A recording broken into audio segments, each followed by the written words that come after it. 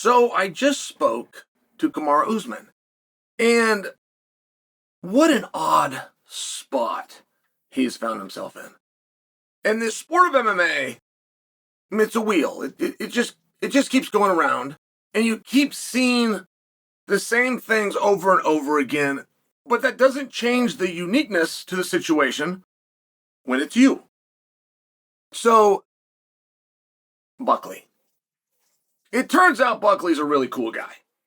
And I think you guys are starting to sense that. Like, as Buckley's worked his way up the card, he has not done anything without coming to you guys first and seeking a type of approval. An approval to get in the top 10. An approval to make demands of the organization. An approval to ask questions directly to Dana White. An approval to find himself in main event spots and work his way up the rankings. And you guys seem to be on board. But Buckley is still a fan. I'm actually here to talk to you about Kamaru Usman, the conversation I had with him, but you got to understand this part about Buckley. So there's a face-off. And these guys are going to go fight. It's a sold-out arena. They're in a main event.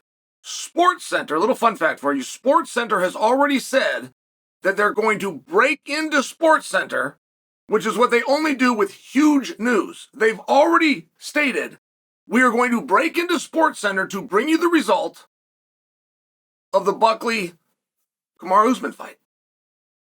That's just not the way things are done in this industry on non-pay-per-views. There has to be a massive amount of weight that the result of a match leads to get an ahead-of-time nod from Sports Center that you're going to get airtime. Okay. Great. These guys are in a great spot. Everything they've ever wanted, it's right here. Buckley comes face-to-face with Kamaru Usman. Buckley can't keep the character. Buckley's character of, F you and I don't care and like this really playful way, but F you nonetheless, he cracks. It's Kamaru Usman.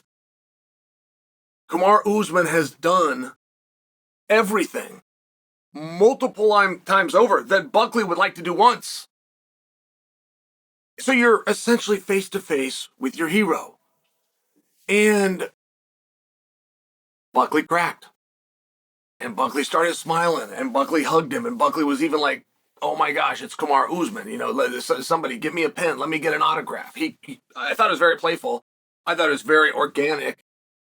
I thought it was really great. But what does that do to Kamaru? See, that's the side that never gets talked about.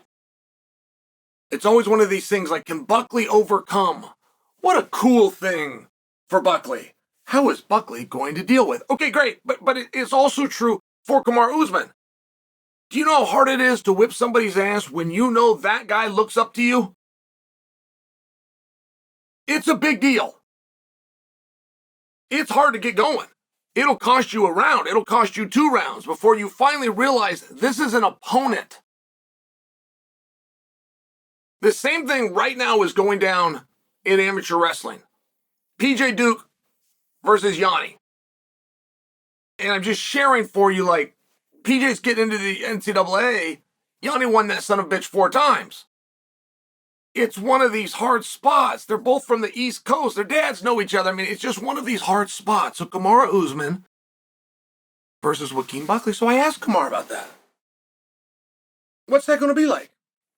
You got to go out in unarmed combat in a sport that's first requirement, not a requirement. The first requirement is damage. You must damage that person. That's tough language.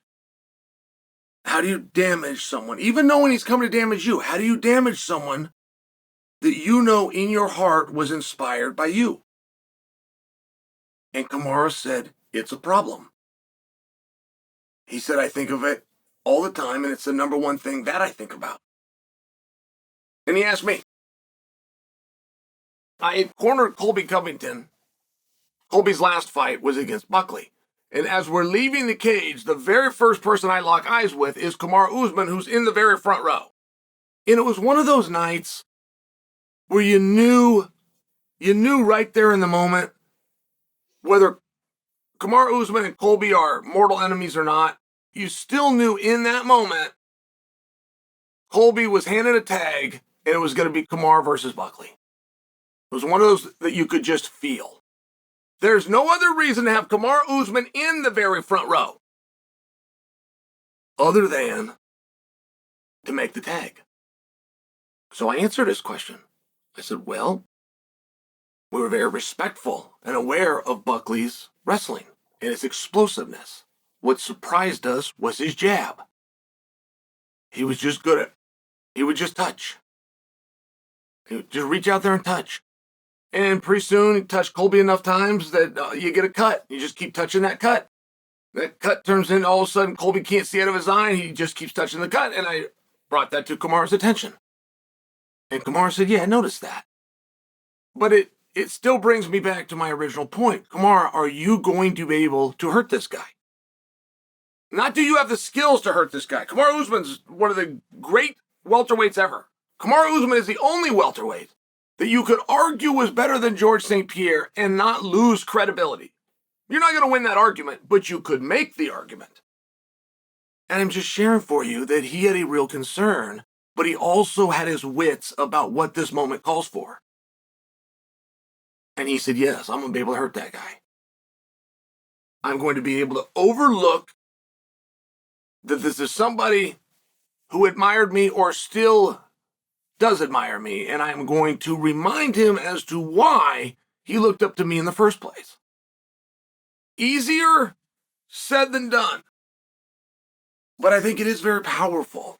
So that's where you find yourself. And when you're a champion and you're truly willing to go through anybody, you get presented with obstacles that aren't just physical. What a mental battle that Kamaru Usman is going to have to overcome to do damage to Buckley, who, by the way, Buckley happens right now to be the favorite.